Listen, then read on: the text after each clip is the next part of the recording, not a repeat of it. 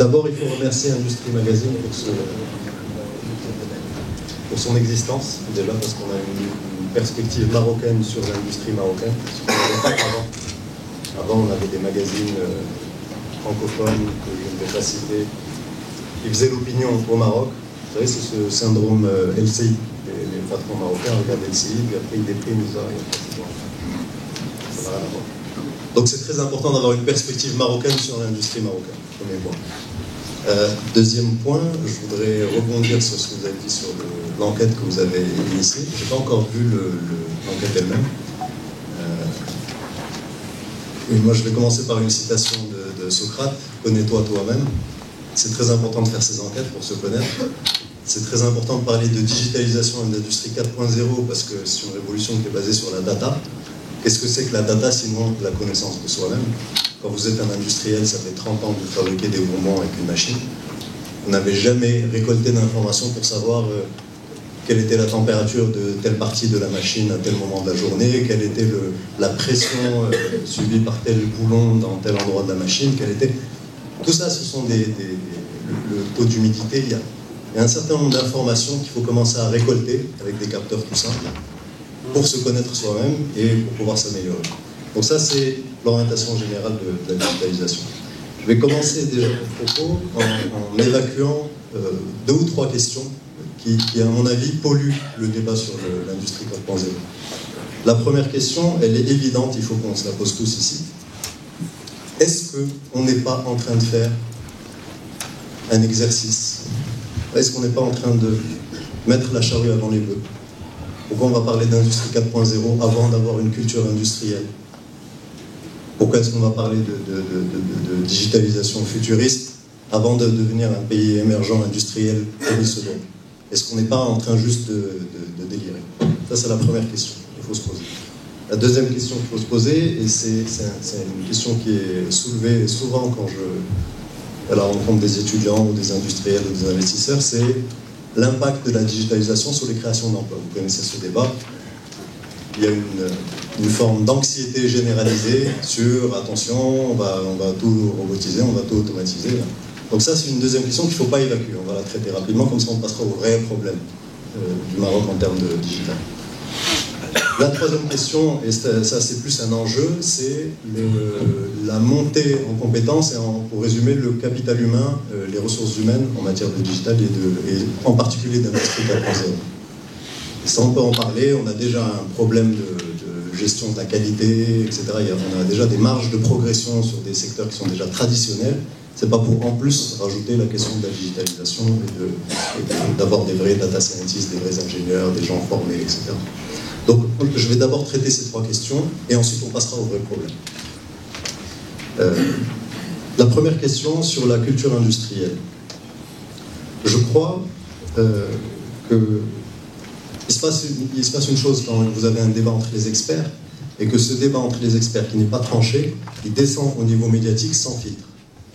Et en général, c'est ce qui se passe sur la question de la culture industrielle, parce que les économistes eux-mêmes ne sont pas d'accord.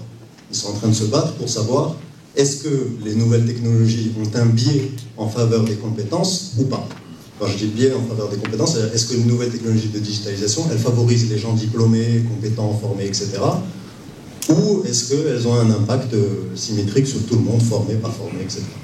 La thèse dominante aujourd'hui dans les médias, c'est attention, c'est un biais en faveur des compétences, les gens pas formés vont être rejetés en dehors du système, il va se passer plein de choses. Alors je voudrais donner 3 exemples pour montrer que 1, ce débat n'est pas tranché sur le biais en faveur des compétences, et que 2, au contraire, il y a peut-être des opportunités, et c'est à nous, avec une perspective marocaine, proprement marocaine, sud-nord, de faire remonter ces opportunités. Le premier exemple, c'est la réalité augmentée.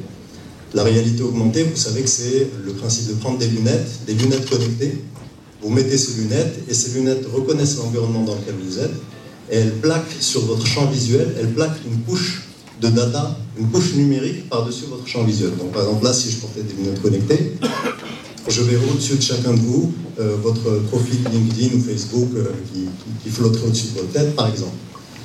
Alors ça, il y a une chose très importante, c'est que ça va permettre, vous savez que les ouvriers spécialisés occidentaux typiquement un ouvrier spécialisé californien dans l'industrie, il est payé très cher. Hein. C'est un ouvrier, mais il est payé très cher. Il est payé très cher parce qu'il a un savoir non codé.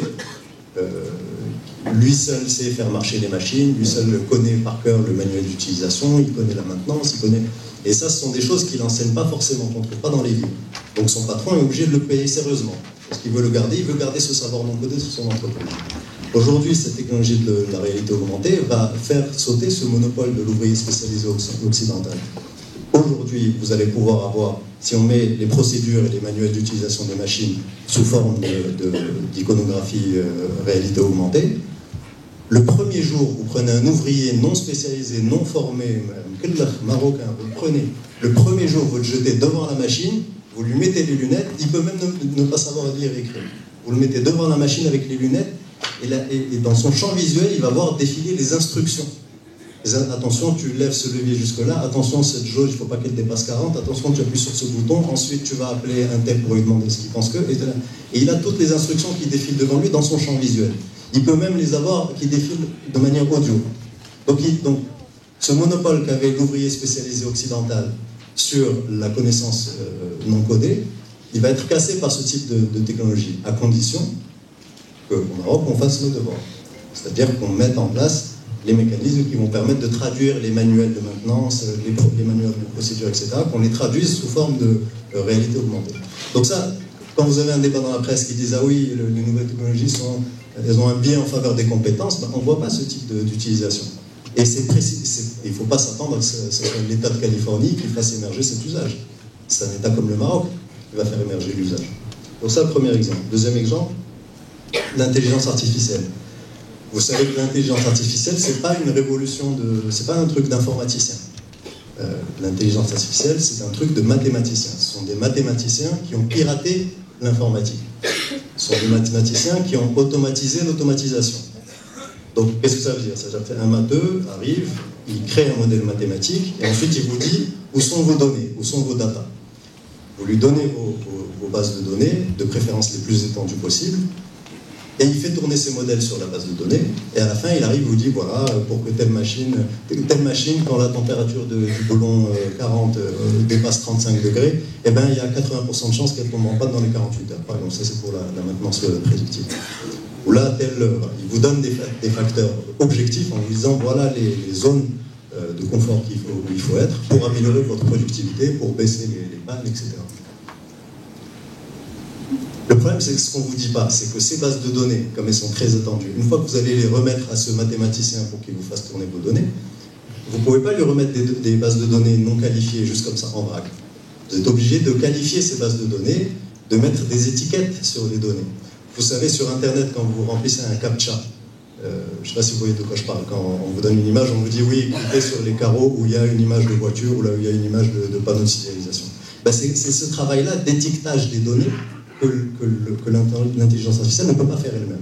Donc il y a cette intervention humaine, cette couche humaine qui est nouvelle. C'est un métier nouveau hein, d'étiqueter des bases de données comme ça. C'est un métier pas très, je dirais pas à très haute valeur ajoutée parce qu'il suffit juste d'être humain et de commencer à étiqueter.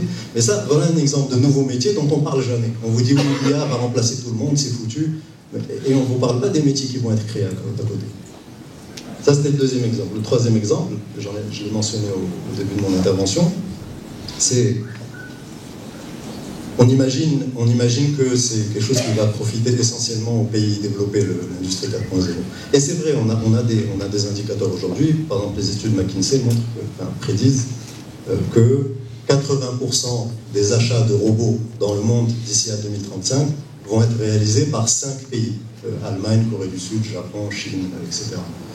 Donc on s'imagine, on se dit oui, donc le reste du monde va être complètement largué, etc.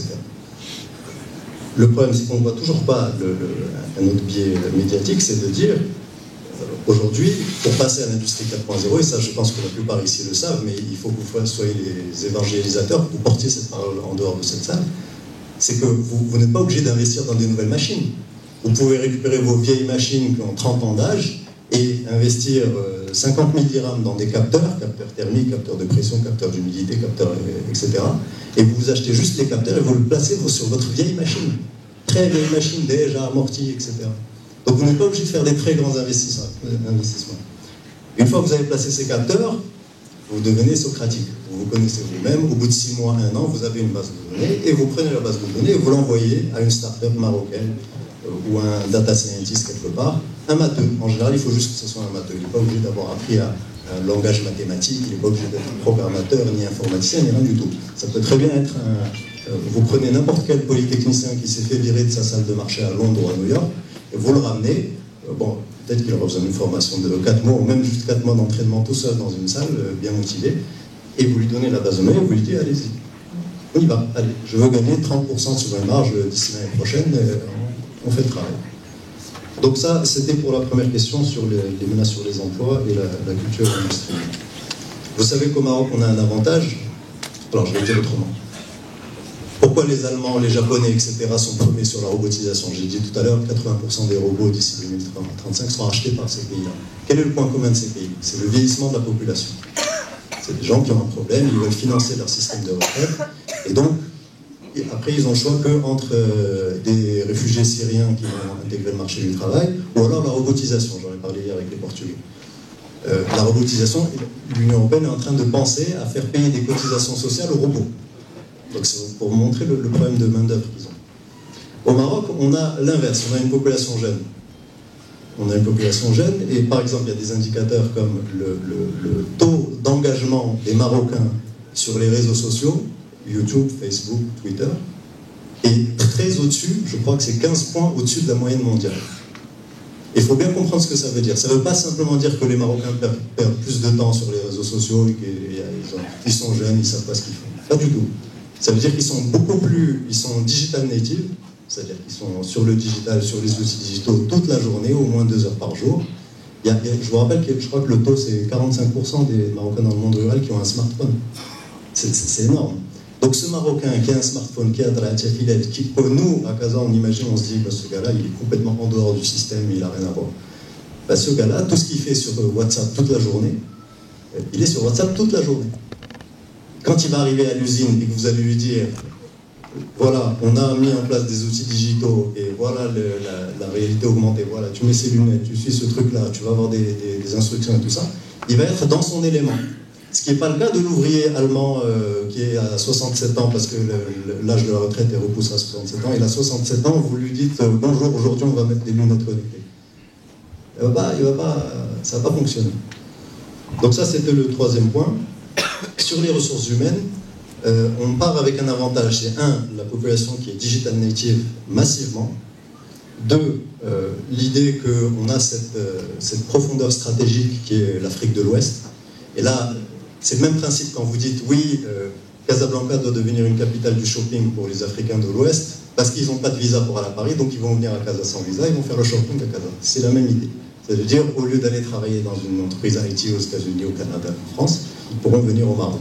Même qu'au Maroc, ils seront beaucoup mieux accompagnés, quand on aura créé ce hub africain au Maroc digital, ils seront accompagnés pour créer leur entreprise, ils seront accompagnés pour faire leur doctorat de recherche, transformer leur doctorat de recherche en projet d'entreprise, et puis ensuite en premier bon de commande, etc.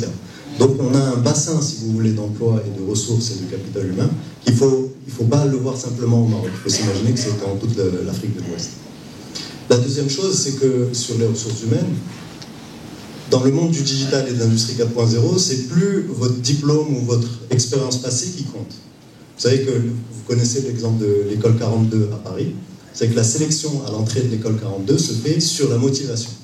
Et surtout pas sur vos diplômes ou votre expérience, ou est-ce que vous êtes plutôt enclin à entrer dans ce métier, non. C'est uniquement sur la motivation. Et nous, la motivation, on en a à revendre. Alors, maintenant, on va arriver au vrai problème. Le vrai problème de l'industrie 4.0 au Maroc, c'est, numéro 1, la sensibilisation. Alors je sais que ce n'est pas un problème dans cette salle, parce que si vous êtes venu aujourd'hui, c'est que vous avez bien compris ce qui se passe. Mais en dehors de cette salle, il y a beaucoup de monde qui ne se rend pas compte de ce que ça veut dire, qui reste coincé sur les 3 problèmes que j'ai dit au début. Non, c'est un problème de riches futuristes, il faudra déjà qu'on ait une industrie pour faire l'industrie 4.0. Non, on n'a pas assez de ressources humaines pour le faire. Et non, ça va détruire des emplois, donc on ne va pas le faire. Sur cet exemple des destructions d'emplois, j'étais avec mon en Chine, il y a 2 mois, il me semble. on parlait à un investisseur qui nous présentait un modèle pour créer une usine au Maroc, pour créer bon, je ne peux pas dire quoi, mais en gros, c'est des produits en acier très technologiques, très compliqués, etc.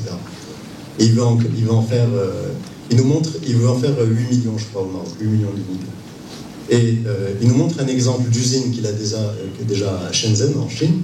Et c'est une usine qui produit 12 millions d'unités et qui fait travailler 15 personnes. C'est une usine énorme. C'est comme un stade de foot. C'est énorme. Et il y a 15 personnes qui font tourner toute l'usine. Et on lui dit comment vous allez investir au Maroc, vous allez employer 20 personnes au Maroc. Et le gars commence à nous expliquer que précisément il nous montre cet exemple pour nous dire que non, et que son investissement au Maroc, il voudrait employer 250 personnes, c'est-à-dire 10 fois plus que dans l'usine de Shenzhen, parce que dans l'usine de Shenzhen, il s'est rendu compte qu'il y avait un problème, c'est que ça tue l'innovation de retirer les humains dans l'usine. Une machine, aussi intelligente soit-elle, qu'elle ait même accès à Wikipédia sur Internet et qu'elle ait toutes les données de tout le secteur depuis 30 000 ans, aussi intelligente soit-elle, elle réfléchit à l'intérieur de sa boîte. Aussi sophistiquée soit cette boîte, aussi grande soit cette boîte, aussi belle et qui laisse rentrer la lumière sur cette boîte, elle réfléchit dans sa boîte. Et donc il n'y a pas avec le grain dans la machine qui fait qu'à un moment donné, soit on fait une erreur, il y a un bug, et ce bug nous ouvre une nouvelle perspective sur un nouvel usage, une nouvelle méthode de production. Vous savez qu'il y a beaucoup d'inventions qui sont consécutives à des erreurs. Comme les machines ne font pas d'erreurs, il faut que vous ayez ce petit grain de sable dans l'usine qui vous fasse dérailler de temps en temps pour que vous posiez des questions que vous n'étiez pas posées au départ. Donc le gars nous dit non, moi l'usine au Maroc, en fait je vais changer de modèle, je vais employer 250 personnes parce qu'il faut un peu, on a bien étudié le problème et on a besoin d'avoir des humains à l'intérieur parce qu'on va les former, les augmenter en compétences, etc. Donc c'est pour vous dire que cette tendance à la destruction d'emplois, etc., c'est largement, je vais utiliser un mot un peu vilain, c'est largement une boursouflure médiatique, c'est-à-dire que c'est vraiment une bulle, mais on va en venir à bout. Il y a un précédent dans l'histoire, les plus vieux vont s'en souvenir. Vous vous souvenez, en décembre 1999, on nous a dit le bug de l'an 2000, tout va exploser. Demain, c'est la fin du monde, tous les ordi vont s'arrêter, etc. Bon, c'était pour nous vendre des missions de consulting en IT, etc. Mais bon, il y avait une part de vrai aussi, hein. Je ne dis pas que c'était complètement du mensonge. Je crois qu'on est un peu dans la même bulle d'anxiété aujourd'hui par rapport aux créations d'emplois, etc. Donc il faut raison garder. Je ne dis pas qu'on va créer plus d'emplois ni moins, je dis il y a un débat entre les experts, il faut que ça reste un débat entre les experts, et c'est à nous, les pouvoirs publics, de mettre en place des politiques publiques qui vont cultiver les atouts qu'on a déjà. Donc le premier problème, la sensibilisation, et je crois que c'est très important, l'exercice qu'on est en train de faire aujourd'hui est très important, il faut que vous sortiez d'ici, que vous alliez en parler autour de vous. Le deuxième problème qui a un lien avec la sensibilisation, c'est quand vous avez un patron de PMI au Maroc, vous lui dites il y a une nouvelle méthode de production, il y a une nouvelle méthode de management de la ligne de production, il faut y aller. D'abord, le gars, il ne veut pas être le premier à faire ça dans son secteur. Parce qu'il se dit, je vais essuyer les plâtres, je ne veux pas être le premier. Comme vous savez, les Marocains sont un peu conformistes, c'est très difficile de pousser le premier à bouger. Mais il a des raisons, il n'est pas stupide, hein, il a des bonnes raisons. C'est parce que quand vous voulez changer votre ligne de production, évidemment, il faut que la ligne de production s'arrête. Il faut bien l'arrêter à un moment donné pour la changer et la mettre en place. Donc il n'a pas envie d'arrêter sa ligne de production, ça lui coûte plus cher que l'investissement. Il y a l'investissement plus le coût de la transition et de la mise en place. Donc ça, c'est les choses que les gens n'imaginent pas. Il faut apporter des solutions concrètes et on va en parler après sur ce qu'on va faire la vidéo.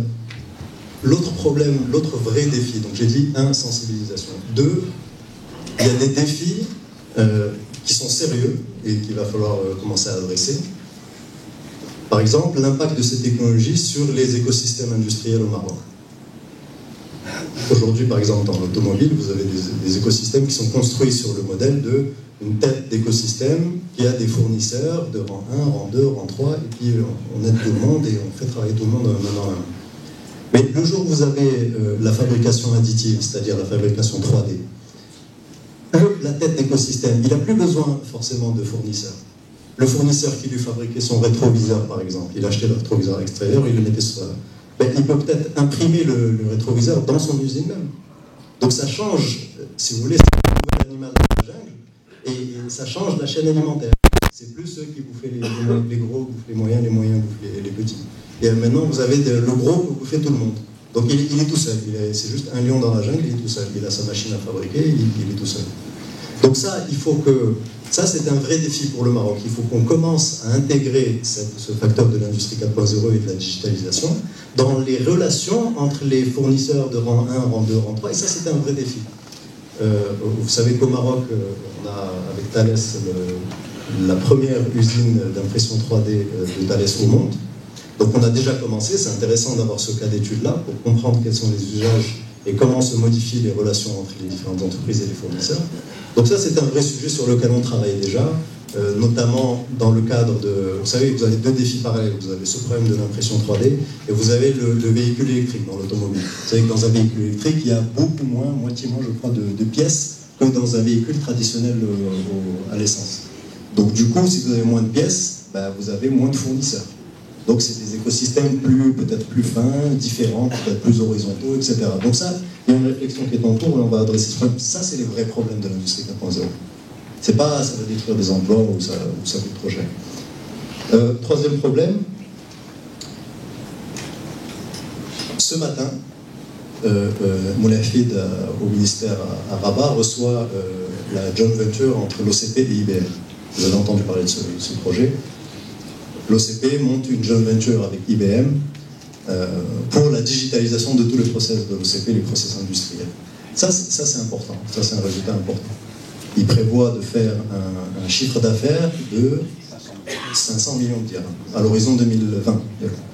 500 millions de dirhams, c'est beaucoup d'argent. Alors j'en viens au problème. Le problème, c'est qu'il faut que les petits soient associés à ces gros projets.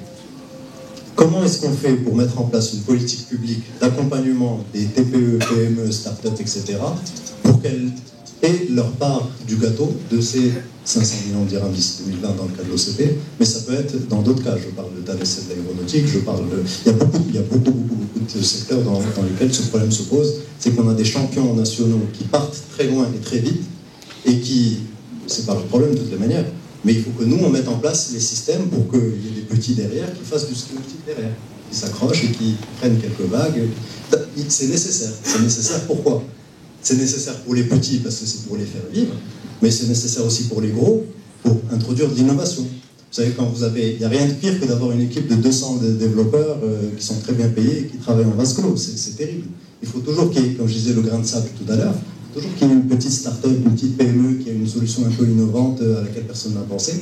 Et il faut qu'elle soit à bord, il faut qu'elle introduise cette innovation-là dans le système. Donc c'est l'intérêt des gros et c'est l'intérêt des petits. Et là-dessus, on va parler de l'ADD, mais l'ADD aura un rôle là-dessus pour essayer de matcher les petits et les gros dans ces projets de transformation digitale. Le quatrième problème sérieux, et à mon avis c'est le dernier, il y en a beaucoup, mais à mon avis celui-là il mérite qu'on s'y attarde, c'est le problème de la souveraineté technologique. Vous savez que le nerf de la guerre dans le digital, c'est la data. D'accord ? Donc maintenant, on va faire un point. Où est-ce qu'elle est la data marocaine ? Elle est où ? Elle est stockée où ? Qui dispose de la data marocaine ? Serveur international. Elle est à l'international. Je vous donne un exemple. Moi, c'est un cas qui m'intéresse beaucoup à titre personnel, mais ça n'a rien à voir avec le 4.0, mais on le partage quand même. Darija. Darija, c'est une langue comme une autre. Hein.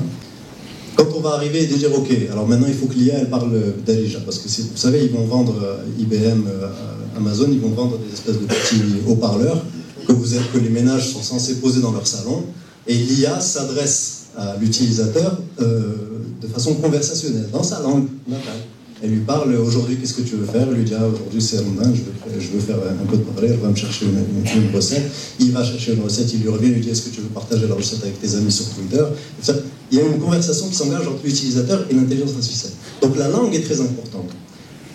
Évidemment, les gens d'IBM ou d'Amazon, ils vont créer le moteur d'IA en arabe classique, et donc ça va parler à, une bêtise, ça va parler à une portion des Marocains, mais pas à tous les autres. Il ne faut pas dire chiffre. Donc il faut que l'IA apprenne Darija. Très bien. Maintenant, comment on va faire pour apprendre à l'IA Darija? Il faut qu'on lui donne une base de données. Comme je vous disais tout à l'heure, il y a un modèle mathématique, il faut une base de données derrière, il faut lui donner la base. Finalement, la base de données. Si on prend la somme de toutes les séries télé qui ont été doublées en Darija par 2M, RTM et tous les autres, ça ne fera pas une base de données suffisante pour que l'IA apprenne Derija. Ça ne sera pas suffisant. Donc, elle est où? Si on rajoute par-dessus tous les diwan et tous les recueils de poèmes qui ont été écrits en Derija, et le Melhouan, et tout le corpus écrit en Derija dont on dispose, on le rajoute là-dedans, ça ne sera pas encore suffisant. Il faut des millions et des millions de données. Ce n'est pas suffisant d'avoir peu de données, 100 000. Voilà. Donc, on n'est pas. Où est-ce qu'il est le corpus de Derija? Quelqu'un a une idée dans la salle? WhatsApp. WhatsApp, Facebook. WhatsApp et Facebook. Aujourd'hui, c'est un extraterrestre qui arrive sur Terre et qui dit déjà montrez-moi. Il va la trouver au fin fond d'un serveur en Ontario, là, je ne sais pas où, en Amérique du Nord, et il va lui dire ah, il y a déjà, elle est dans ce disque dur. C'est toutes les conversations en déjà que tous les 35 millions de Marocains ont eu depuis l'invention de WhatsApp. Alors, les Américains sont gentils, mais ils ne vont pas nous donner l'accès à... Donc, il faut qu'on développe nos moyens propres. Et ça, ce sont des sujets, c'est un rapport avec la protection des données personnelles. Quand vous dites, je veux que la protection des données personnelles, c'est-à-dire le cryptage des données sur WhatsApp, sur Facebook, soit réalisé end-to-end au Maroc, ça veut dire ce que ça veut dire. C'est-à-dire que je veux que la donnée soit dispo au Maroc et qu'elle soit cryptée avant d'être envoyée pour être stockée à l'étranger. Et ça, donc, je reviens au problème fondamental de la souveraineté technologique, c'est que le Maroc n'entrera pas dans le 21e siècle tant qu'on n'aura pas la souveraineté sur notre data. La data, c'est comme le pétrole, c'est comme le taux d'intégration dans l'aéronautique et l'automobile, c'est le nerf de la guerre. Et donc, pour faire ça, il faut qu'on ait un outil. Alors, je dis outil volontairement parce qu'avant l'outil, il y a la stratégie Maroc Digital dont on a beaucoup parlé. Il y a toujours cette question de, oui, mais où est-ce qu'elle est cette stratégie Maroc Digital? On ne l'a pas vue, elle est où, comment, qui l'a lu? Le problème, c'est que la stratégie Maroc Digital et l'agence de développement du digital, c'est comme l'œuf et la poule. Dans le cas de la stratégie Maroc Digital, il y a marqué il faut créer une agence de développement du digital, mais l'agence de développement du digital ne va pas travailler sans mettre en œuvre la feuille de route qui découle de la stratégie. Donc ça se mord la queue. Donc tant qu'on n'a pas commencé quelque part, c'est pour ça qu'il y avait cette espèce de flottement là depuis 1 à 2 ans. Les gens se disent ouais, mais où est-ce qu'on en est, qu'est-ce qu'on fait? Alors je vous dis où est-ce qu'on en est. On en est à... On a fait voter la loi pour la création de l'agence de développement du digital. On est en train, moi j'y consacre quasiment 30% de mon temps, de mettre en place les textes réglementaires qui vont permettre à cette agence de commencer. On est en train de préparer le conseil d'administration, le règlement de passation des marchés, le règlement de délégation des services publics, les statuts du personnel, l'organigramme, c'est tout un... Dans ces matières-là, le diable se cache dans les détails. Donc il faut vraiment prendre le temps de bien faire les choses, de bien tester les choses, de bien syndiquer avec les différents intervenants pour ne pas faire de bêtises. Parce que c'est des petites bêtises qui seront engageantes pour tout le reste de la vie de l'ADD. Donc la bonne nouvelle, c'est que, l'ADD, je pense qu'elle sera prête pour fonctionner, on va être large, on va dire, au premier semestre 2018. En matière de transformation digitale, elle va avoir un rôle très important sur le volet sensibilisation. Pourquoi? Parce qu'on va essayer de faire en sorte, on a inscrit sur la feuille de route de l'ADD, l'idée de monter un démonstrateur d'industrie 4.0. Quand je dis démonstrateur, qu'est-ce que ça veut dire? Je ne sais pas si certains d'entre vous connaissent l'expérience de INMA. INMA qui est un démonstrateur sur le lean manufacturing. Vous prenez une entreprise, vous la ramenez dans l'usine de démonstration de INMA, vous montrez quels sont les gains et les avantages potentiels de la méthode Lean, et ensuite vous leur mettez à disposition un petit bac à sable, un endroit où ils peuvent reproduire leur cas d'usage de leur usine dans cette usine de INMA, et ils font les tests, ils font les itérations, jusqu'à ce qu'ils arrivent à se dire, ok, cette tâche, on arrive à la faire avec telle technologie pour tel coût, 30% plus vite, par exemple. Et donc, une fois que le cas d'usage est prouvé dans l'usine de démonstration, on le ramène dans l'usine originale. Donc, je schématise beaucoup, mais c'est un peu ça le modèle. On veut faire la même chose avec l'industrie 4.0. C'est de dire aux gens, vous n'avez pas besoin d'arrêter vos lignes de production pour vous mettre au 4.0. Venez dans l'usine de démonstration, on va vous montrer les différents usages, la réalité augmentée, le cloud computing, le big data analysis, la virtualisation des process industriels, la réalité virtuelle, la robotisation, et j'en passe des meilleurs, l'IA, tout ce que vous voulez. Toutes les technologies seront en démonstration dans cette usine-là, et à côté de l'usine, il y aura ce qu'on appelle un bac à sable, c'est-à-dire un endroit pour jouer, pour commencer à tester les cas d'usage qu'on a, et repartir de là. On voudrait que cette usine de démonstration 4.0 soit surtout ciblée sur les PME.